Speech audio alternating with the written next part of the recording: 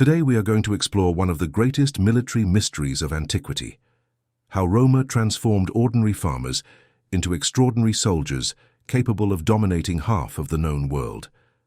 Before continuing with the video, remember to subscribe to the channel for more documentary narratives like this. An archaeological discovery from the 19th century brought to light documents that remained classified for decades.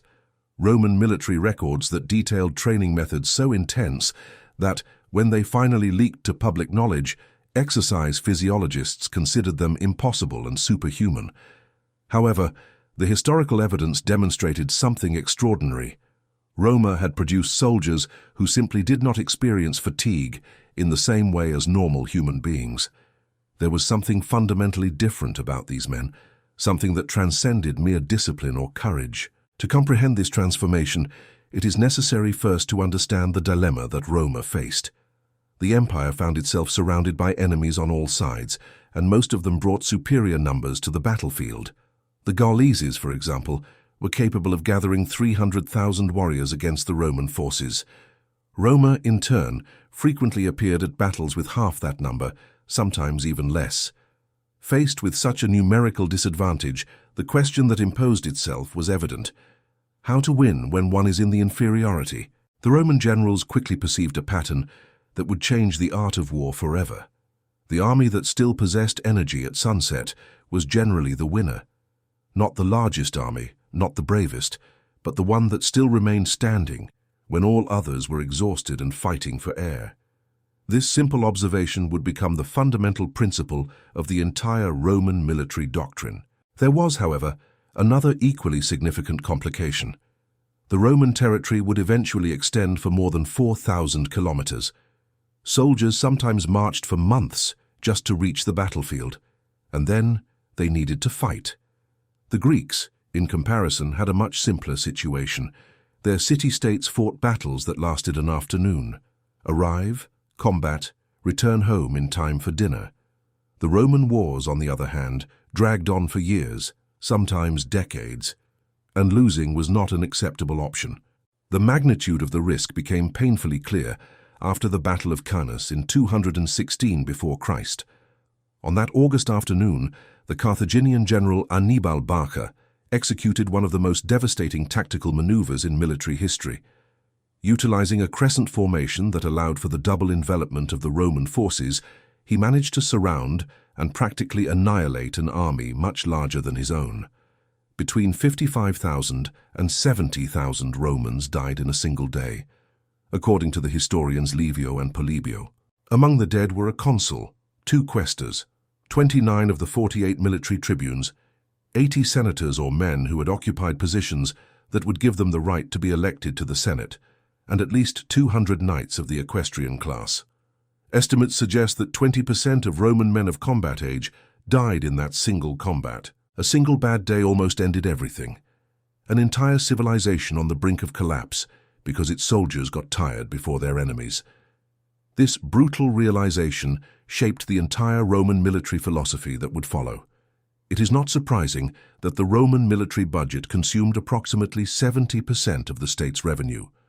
For the sake of comparison, modern countries spend perhaps 3 to 4% on defense. Each Roman soldier needed to perform like 3 men. This was not motivational rhetoric, it was the real mathematics of survival. The question then became simple, but its answer would be complex. How to build soldiers who physically cannot get tired? Rome would find the answer, and it began with a training program so brutal that modern special forces would recognize it immediately. 4 months of absolute hell. That was the minimum period before a recruit even smelled a battlefield. 4 months might seem reasonable by today's standards, but at that time, it was an eternity. Wars did not wait. Enemies did not make appointments.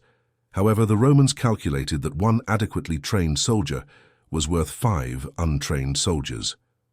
The mathematics worked, and Rome was willing to invest the necessary time. The majority of ancient armies operated very differently.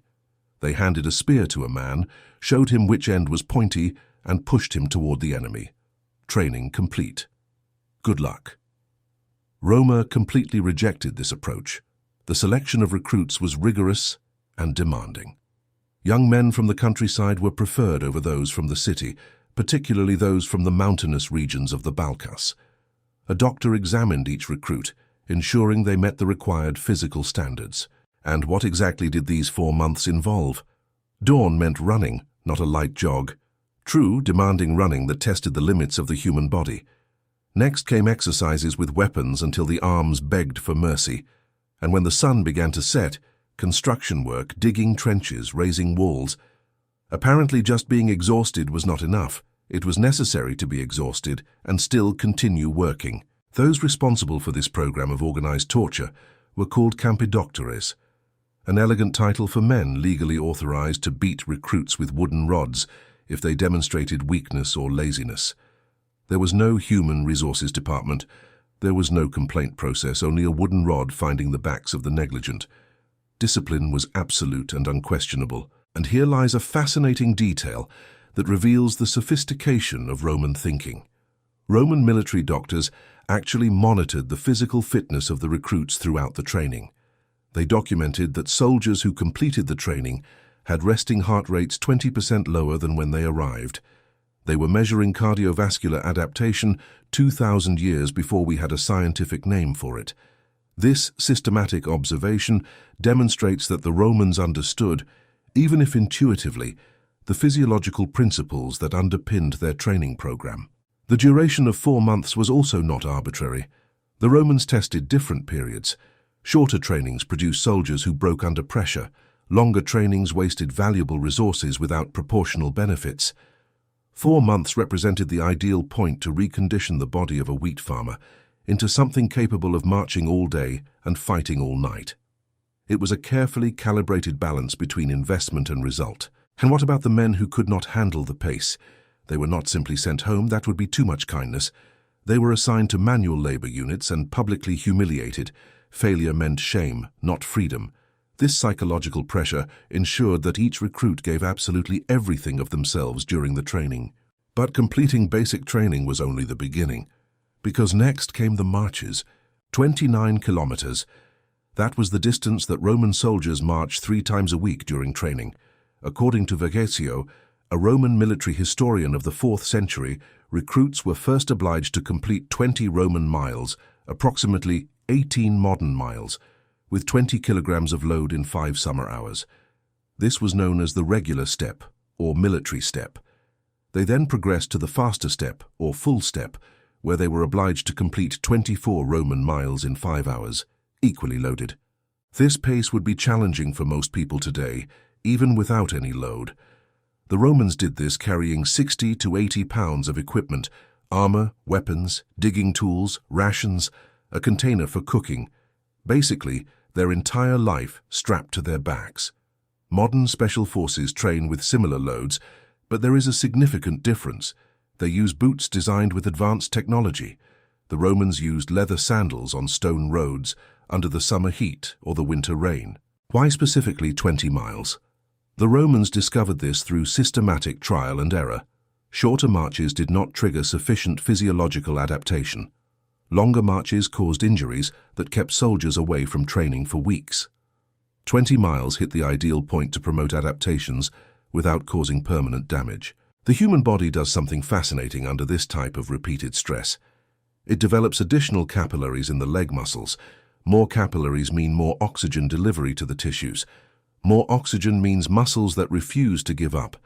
This is the physiological basis of the extraordinary resistance of the Roman legionaries, an adaptation that took months to develop completely, but which, once established, fundamentally transformed the capabilities of the soldier. However, the regular training marches were only the baseline. When battles demanded speed, the legions executed forced marches of more than 50 kilometers, and they maintained this pace for consecutive days. During the Gallia Wars, the troops of Julio Caesar repeatedly demonstrated this extraordinary capacity. Caesar was famous for his incredibly fast speed on campaign, frequently surprising his enemies with the rapidity of his movements. In a documented episode, when Caesar received news that his legions under the command of Fabio were under heavy attack in Gergovia, he ordered a hurried march. His 4 legions marched back to Gergovia in just a few hours during the night to relieve the pressure on Fabio. On another occasion, when Quinto Cicero, brother of the famous orator Marco Cicero, was besieged by the Nervos, the message finally reached Caesar, and he immediately took 2 legions and cavalry to relieve the siege. They performed a forced march through the lands of the Nervos, covering approximately 32 kilometers per day. The Gauleses frequently expected a week of notice before the arrival of the Roman forces. Instead, they received 3 days and a fully operational Roman army at their gates. Legs capable of such performance do not happen by accident. They are built through thousands of kilometers of repetitive punishment, of marches under scorching sun and torrential rain, of nights spent building fortified camps after journeys that would have destroyed ordinary men. But iron legs need adequate fuel, and what the Romans fed their soldiers reveals another layer of sophistication in their approach to physical conditioning. The diet of a Roman soldier consisted mainly of wheat, rations of smoked bacon or fresh meat when available, vegetables, legumes, cheese, vinegar, olive oil, and wine. Each legionary received approximately 3 pounds of grain daily, which equaled approximately 3,000 calories of slow-burning complex carbohydrates. Not protein shakes, not sophisticated supplements, just wheat. And they did not receive the grain already processed. The soldiers had to grind their own flour every night using hand mills. Imagine finishing a march of 29 kilometers and then spending an hour working on a manual mill. The arms burning, the back aching.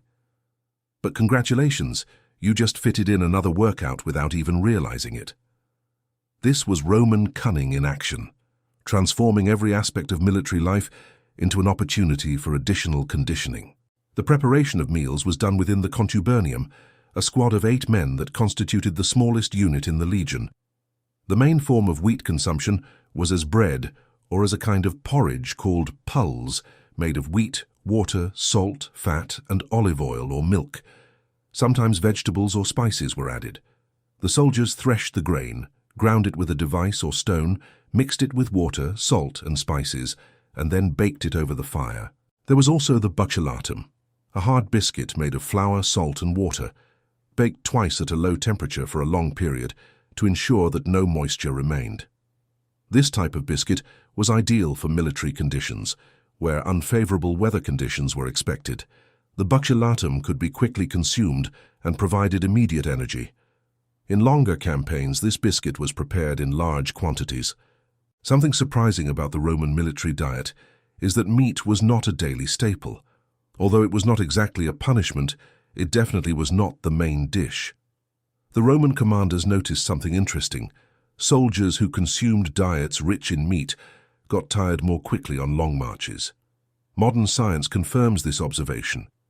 Meat takes a long time to digest. The body redirects blood to the stomach when it should be powering the legs. Complex carbohydrates release energy slowly, steadily like a drip that continues for hours. Modern marathon runners discovered this same trick about 2,000 years later. They call it carb loading. The Romans simply called it daily routine. This intuitive understanding of nutritional principles demonstrates again how the Romans, through careful observation and practical experimentation, reached conclusions that modern science would only validate millennia later. And there was also the posca. This drink sounded absolutely repugnant, water mixed with vinegar, but it worked brilliantly. The acidity killed bacteria that would otherwise cause dysentery, one of the main causes of casualties in ancient armies. The posca also replenished electrolytes lost through perspiration. It was basically an ancient isotonic drink, except it tasted like salad dressing. It was the popular drink among soldiers and slaves because it lasted a long time, was easy to obtain, and had medicinal effects. Apparently, it also provided a lot of energy. The posca was so ubiquitous in Roman military life that it appears even in the accounts of the crucifixion of Jesus, when a soldier offers a sponge soaked in this drink. This gesture, frequently misinterpreted as cruelty, was actually an act of compassion, offering the condemned the preferred drink of the Roman soldier, possibly from his own military ration. An additional detail demonstrates how meticulous the Romans were regarding food safety. Each squad of 8 men shared the cooking duties. No one ate anything that their comrades had not also prepared and consumed. If someone tried to poison the food, they would kill their own friends as well. This simple practice eliminated a significant potential vulnerability, but feeding soldiers was only half of the equation. Training them to fight without exhausting themselves quickly required an even cleverer trick, and it is here that Roman training becomes genuinely ingenious. The training swords weighed twice as much as real swords. This was no accident, it was deliberately designed that way. The wooden sword that recruits swung against posts all day was intentionally heavier than the steel blade they would carry in battle. The same principle applied to the wicker shields used in training, equally heavier than real combat shields. It seems contradictory, doesn't it? But consider the logic. You spend 4 months swinging a 3-kilogram wooden sword, your arms burn, your shoulders scream in pain, you want to give up in every session. Then someone places in your hands a real gladius of 1.5 kilograms, and suddenly you feel that you could swing it eternally. This is the trick, creating a contrast that makes the real equipment seem light in comparison. Weapon training was considered of such importance that weapon instructors generally received double rations, while soldiers who did not reach adequate standards received inferior rations until they proved, in the presence of a high-ranking officer, that they had reached the required standard. Verghecchio reports that soldiers who did not reach the standards received rations of barley instead of wheat, a significant humiliation since barley was considered food suitable only for animals and barbarians. The training was not limited to swords. It also included mastery of the spear or pilum, with practice weapons again heavier than the real ones.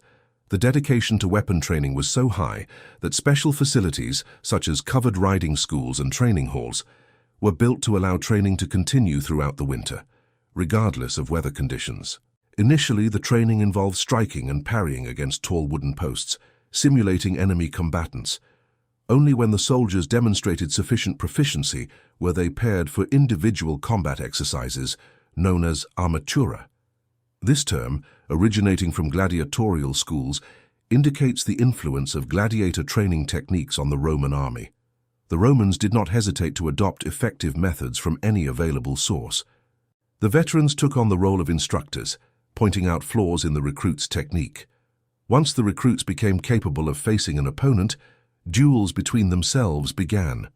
The soldiers learned to use their shields offensively and to thrust instead of making cutting blows, a technique significantly more lethal and which consumed less energy.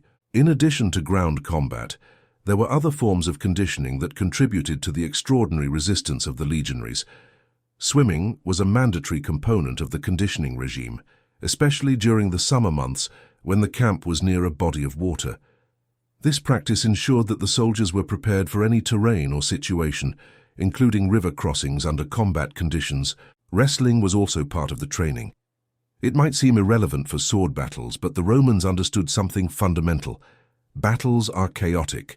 Soldiers lose their weapons, fall to the ground, are knocked down by enemies. A wrestler who knew how to recover from a fall survived being pushed off a bridge during a fight. A wrestler who trained to exhaustion could continue fighting even when his muscles screamed for rest. Modern trainers have a sophisticated term for this approach: hybrid athletic conditioning. The Romans simply called it routine. The marches built their legs, swimming built their lungs, wrestling built their capacity to continue fighting when everything else failed. Each element of the training served a specific purpose, and all complemented each other to create the most complete soldier possible. But none of these physical elements mattered if the mind gave up first. And it is here that Roman training became genuinely intimidating. The Roman commanders understood something centuries before psychology existed as a discipline. It is not the body that gives up first, it is the brain. The centurions knew this. So, during training, they made the soldiers run until their legs shook from exhaustion. Then they ordered them to solve complex formation exercises, build a defensive position, recite military protocols from memory. Cruel, perhaps, but also genius. The Roman military doctrine contained a fascinating observation that demonstrates this understanding. Panic burns more energy than real combat. A calm soldier could last twice as long as a terrified soldier performing exactly the same physical work. The body follows where the mind leads. This principle underpinned the entire Roman mental training philosophy. The strange thing is that modern research confirms this completely. Mental fatigue makes your body give up before your muscles actually fail. Your brain essentially lies to you, screaming to stop when you still have 30% capacity remaining in the tank. The Romans understood this instinctively. That is why the soldiers memorized responses to dozens of battlefield scenarios. Enemy cavalry approaching from the right. They knew exactly what to do. Line breaking on the left flank, automatic response. No thought necessary, because thinking costs energy. Decision-making under stress exhausts you faster than swinging a sword. By automating responses to predictable situations, the Romans freed up cognitive resources to deal with the unexpected. There was also the sacramentum, the military oath. The soldiers swore before gods and comrades, creating a psychological commitment that pushed physical limits further than training alone ever could. They had promised, and breaking that promise meant something profound in terms of honor and identity. This psychological bond was as powerful as any physical conditioning. And perhaps the simplest trick of all, breath control. Roman soldiers trained to regulate their breathing during combat.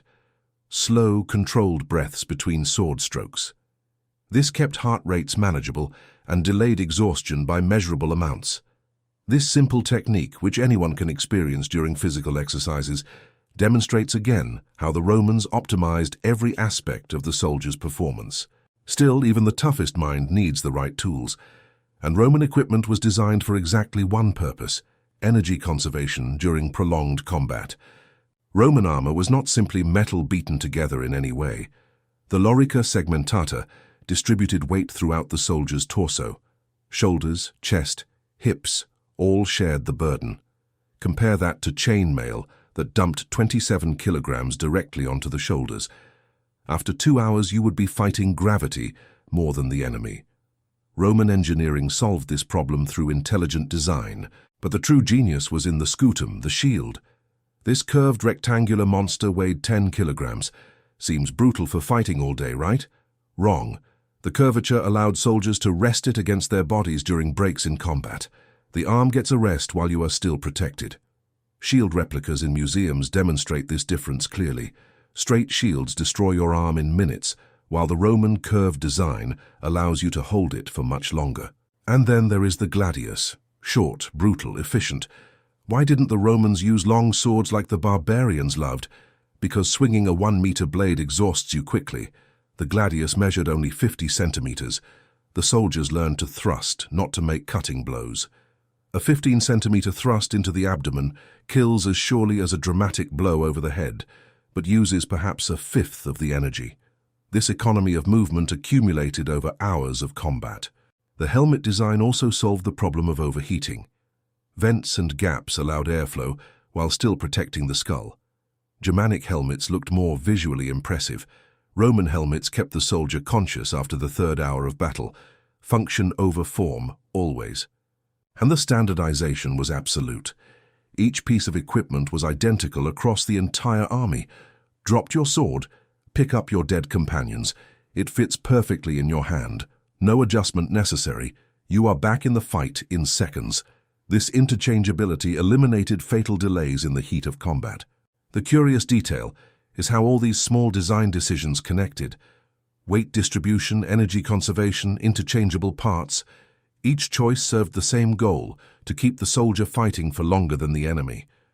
There was no glamour, only brutal and calculated efficiency. But equipment only matters if the soldiers can continue fighting after receiving wounds. And that leads us to something that Rome invented, and that no other ancient civilization even considered. Roman military hospitals were an unprecedented innovation in the ancient world. Each legion traveled with its own medical corps called medici. These were not just men with bandages.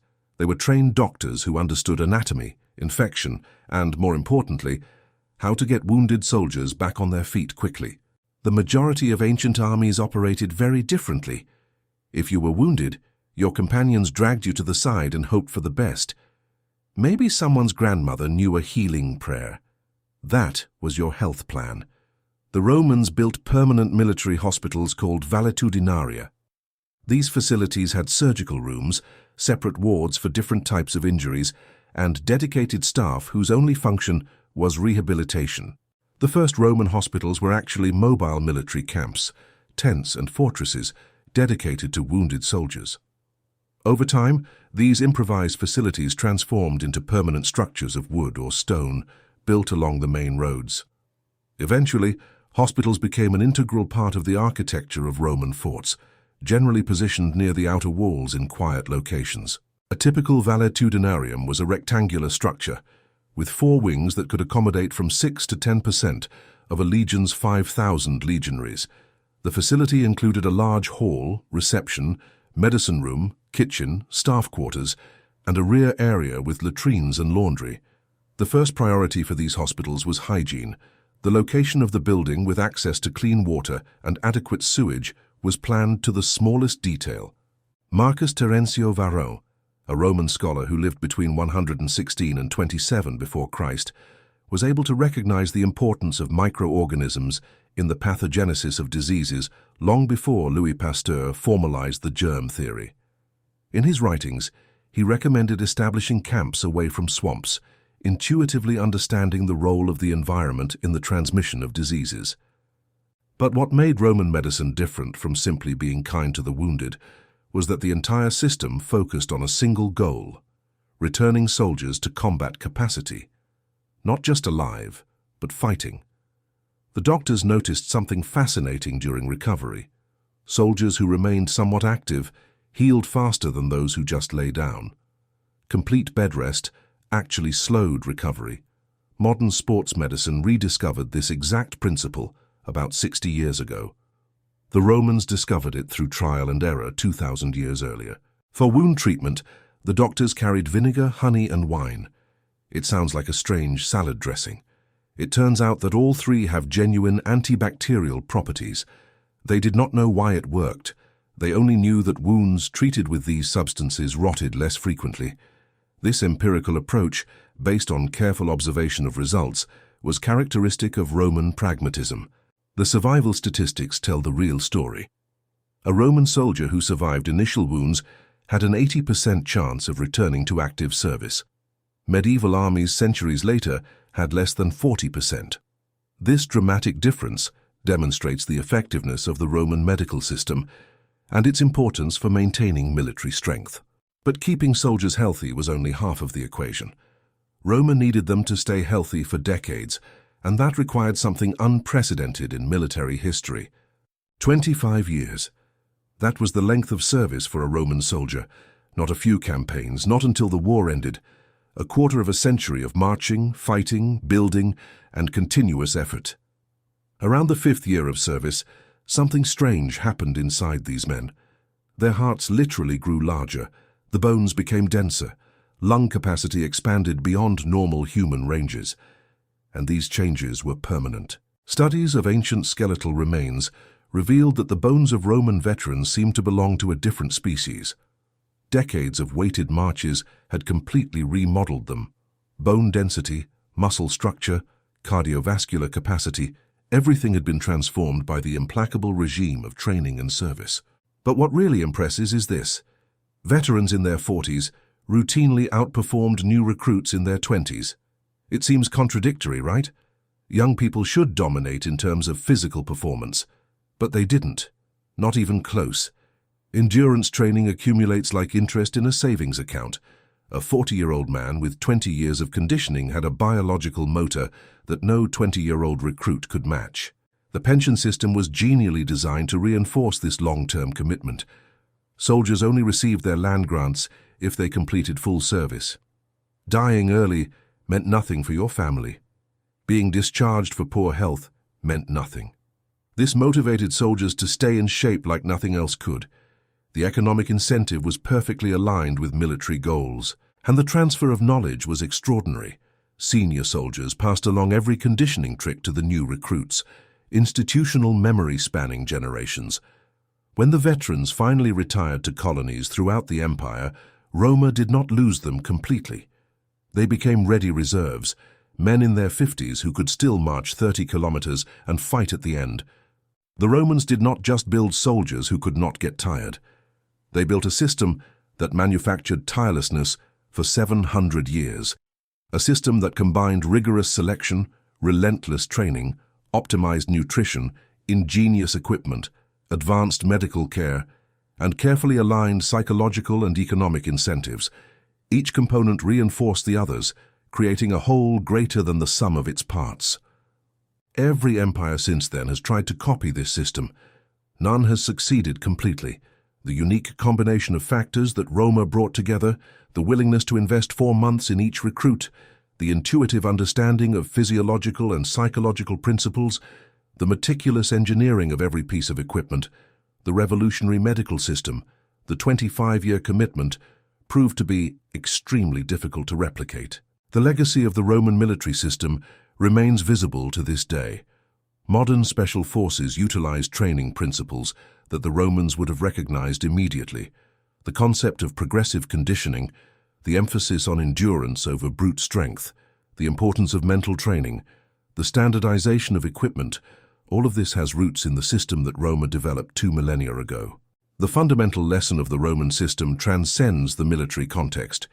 It speaks to the power of systematic preparation, attention to detail, and the willingness to invest in the long term. The Romans did not seek shortcuts. They understood that genuine excellence requires time, discipline, and a carefully designed system where each element supports the others. So next time you feel tired after a moderate workout, remember the Roman legionaries, men who marched 30 kilometers with 30 kilograms on their backs, built a fortified camp, and then were ready to fight if necessary. Men whose bodies were literally remodeled by decades of relentless conditioning. Men who represented the final result of a system designed with extraordinary precision for a single goal: to create soldiers who simply could not be surpassed in endurance. And so we reach the end of this journey through the extraordinary Roman military system. If you have come this far, you certainly share this fascination with history and the secrets it holds. If this narrative sparked your curiosity and you wish to continue exploring the mysteries of the past with us, consider subscribing to the channel and activating notifications. Each subscription helps us continue bringing stories like this, narratives that reveal how ancient civilizations faced challenges that still resonate in our modern world. Leave your comment telling us which aspect of Roman training impressed you the most. Would it be the extraordinary physical endurance, the nutritional sophistication, the revolutionary medical system, or perhaps the psychological ingenuity that transformed ordinary minds into relentless war machines? Your participation enriches our community and helps us select the next themes to explore. And if this story inspired you, share it with someone who also appreciates the mysteries of military history. Together, we continue unraveling the secrets that shape the world in which we live.